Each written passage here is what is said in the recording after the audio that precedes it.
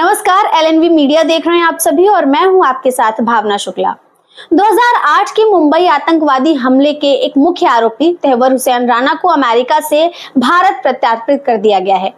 64 साल का यह पाकिस्तानी मूल का कनाडाई नागरिक अब उस जघन्य हमले के लिए भारतीय एजेंसियों के सामने जवाबदेह होगा जिसने 166 मासूम जिंदगियों को निगल लिया था और दुनिया को भारत की सुरक्षा पर फिर से सोचने पर मजबूर कर दिया था। ये एक विशेष विमान से लाया गया है और अब भारतीय एजेंसियों की कस्टडी में है और इस प्रत्यार्पण को न केवल न्याय की दिशा में एक बड़ा कदम माना जा रहा है बल्कि इससे उस साजिश के पीछे की नेटवर्क को भी बेनकाब करने की उम्मीद बढ़ी है जिसे पाकिस्तान की धरती से बैठकर अंजाम दिया गया था। 26/11 एक ऐसा जख्म जो आज भी जिंदा है, जो आज भी ताजा है। 26 नवंबर 2008 ये तारीख भारत के इतिहास में काले अध्याय की तरह दर्ज है। मुंबई की सड़कों, होटल्स, रेलवे स्टेशन और अस्पतालों में हुआ खूनी खेल आज भी देश की रूह को दहला देता है और अब उस साजिश का एक गहरा खिलाड़ी तहव्वुर राणा भारत के सामने है। राणा पर आरोप है कि उसने न केवल 26/11 हमलों की योजना बनाने में सहयोग किया बल्कि मुख्य साजिशकर्ता डेविड हेडली को लॉजिस्टिक सपोर्ट भी मुहैया करवाया था। ये प्रत्यार्पण उन सैकड़ों पीड़ित परिवारों के लिए उम्मीद की किरण है जो पिछले 16 साल से न्याय की राह ताक रहे हैं। मुंबई पर हुए 26/11 के नरसंहार में तहव्वुर राणा सिर्फ एक नाम नहीं, एक रणनीतिक खिलाड़ी था जिसने साजिश को जमीनी शक्ल देने में बखूबी मदद की। वो सिर्फ डेविड हेडली का दोस्त नहीं था, वो उसका लॉजिस्टिक मास्टरमाइंड भी था। मामला सिर्फ दोस्ती तक सीमित नहीं था।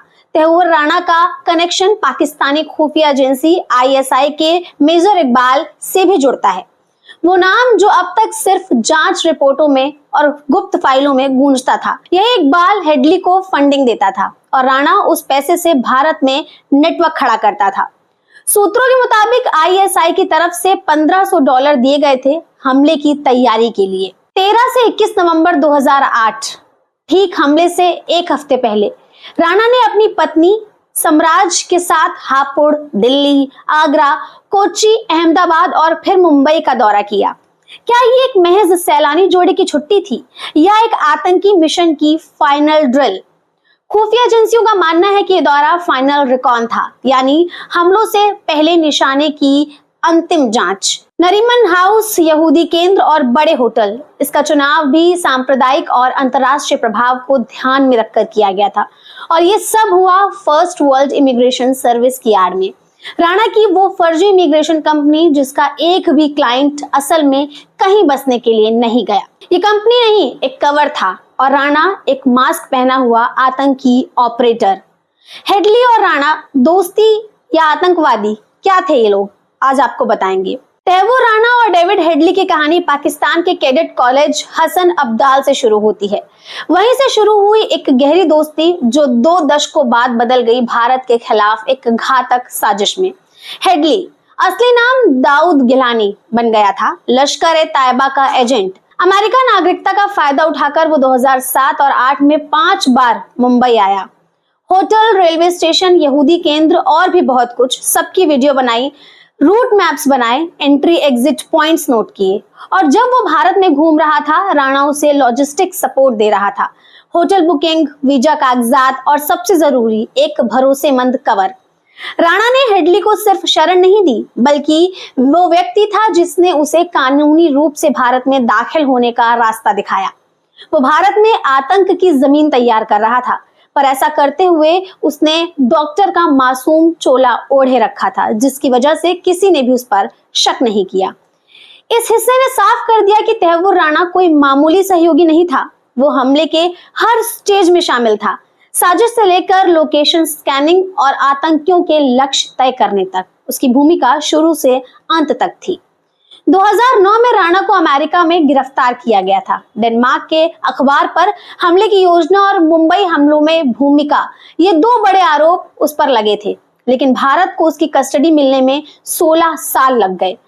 प्रत्यार्पण प्रक्रिया लंबी थी, अमेरिकी कानून, इंटरनेशनल ट्रीटीज और मानव अधिकारों के सवाल, लेकिन भारत ने हार नहीं मानी। अप्रैल 2025 में तहव्वुर राणा को विशेष विमान से भारत लाया गया और यहीं से शुरू होती है इंसाफ की असली कहानी। लेकिन सवाल उठता है कि अब आगे क्या होगा? अब आगे की जाएगी गहन पूछताछ। जांच एजेंसियां उससे पूछेंगी आईएसआई का रोल क्या था और कौन कौन शामिल था इस खतरनाक नेटवर्क में। नई गिरफ्तारियों का रास्ता भी खुल सकता है। हो सकता है कि राणा की गवाही से कई छुपे नाम सामने आए। पाकिस्तान में बैठे मास्टरमाइंड तक का सुराग भी मिल सकता है। इससे भारत और पाकिस्तान के रिश्तों पर असर भी पड़ेगा। अगर पाकिस्तान के सरकारी तत्वों की भूमिका साबित होती है तो डिप्लोमेटिक तनाव और ज्यादा बढ़ने की संभावना है। इंटरनेशनल प्रेशर भी है।